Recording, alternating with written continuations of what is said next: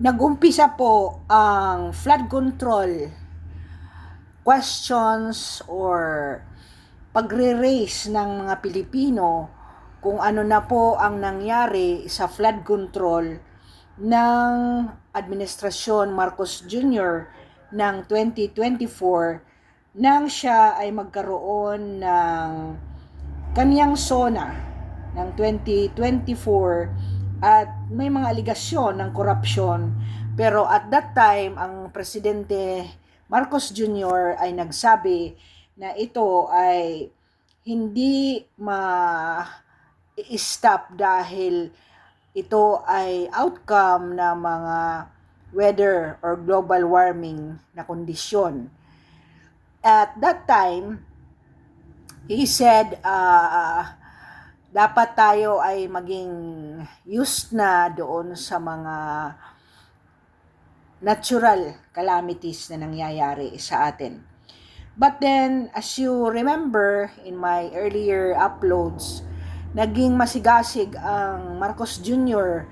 nang nanalo si Senator Marcoleta, and when Marcoleta asserted that if he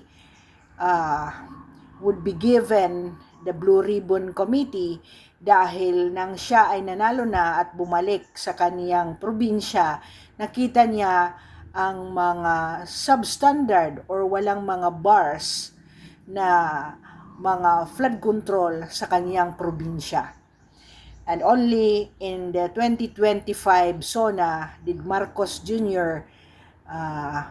Become so passionate about addressing the supposedly flood control.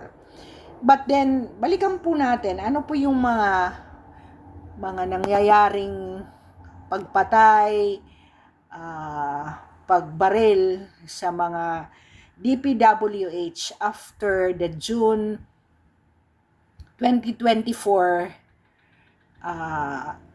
questions on the flood control when Marcos Jr. asserted na mag-i-increase na naman sila ng mga flood control mechanisms para sa 2025.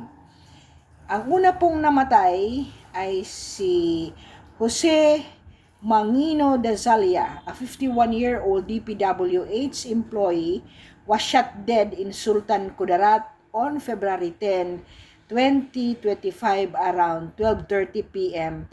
while walking in Purok Capital West Barangay Kalawag to Isulan, Sultan Kudarat. Ang suspects po ay dalawang unidentified individuals on a motorcycle riding in tandem, used a .45 caliber pistol, and the motive behind the attack is still under investigation. Ilang months na po yan. After that po, nang pumutok ang Diskaya ay mayroon na pong additional na nangyari sa isang DPWH employee na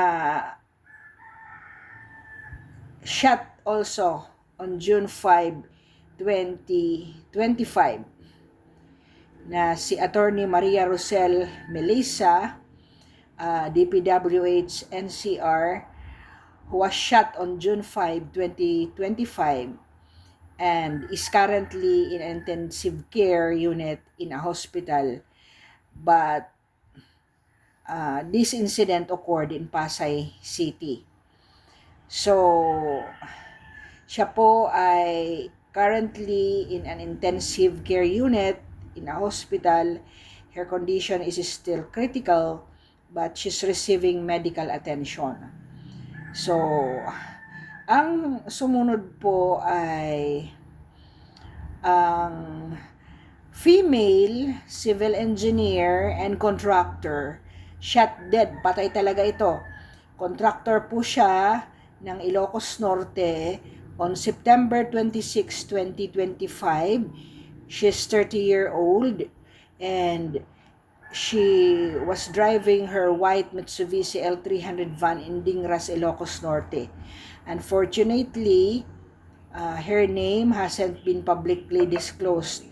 She is reportedly ambushed and shot by unidentified suspects on a motorcycle with .45 bullet casings recovering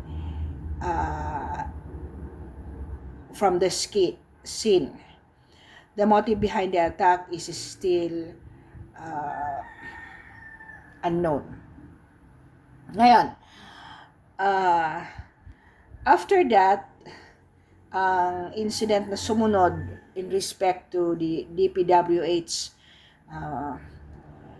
offices ay ang pag-catch ng fire on October 22, 2025 due to an exploding computer unit inside the Material Testing Division of the Bureau of Research and Standards or BRS building in Quezon City. The fire was reportedly at 12:39 p.m. and was declared under control at 1:34 p.m. With no employees harmed. Accordingly, ang investigation ng ombudsman said that there is no impact in respect to documents related to flood control anomalies being restored in the building. So, yan po ang mga chronological order ng mga namatay, binaril, ng mga DPWH, both employee and contractor related na mga tao sa DPWH. Manmanan po natin ang mga kaganapan lahat ng DPWH at the moment gusto na namang i-restore ang Lacson sa Senate Blue Ribbon Committee, but yung pag-resign niya is a calculated move dahil yun na nga, hindi na napatuloy ang pag-i-investigate sa katauhan ng Romualdez at Nico.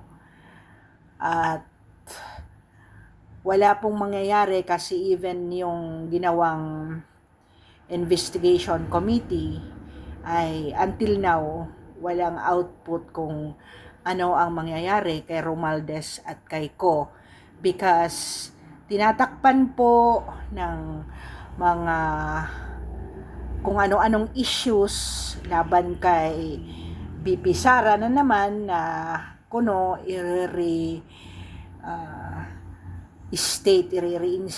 ni Soto ang probe sa kaso ni BP Sara at ang akbayan ay nag-file ng motion to again revive yung kaso ni BP Sara sa Senate. So, let us see, kasi the movement of the Gen Z ay hindi po nai-stop, nai-escalate every Saturdays or weekend ang pag-aaklas or civil unrest ng mga empleyado, mga Pilipinong mga bata pa na hindi nasusuhulan ng mga tiwaling katauhan dito sa ating gobyerno.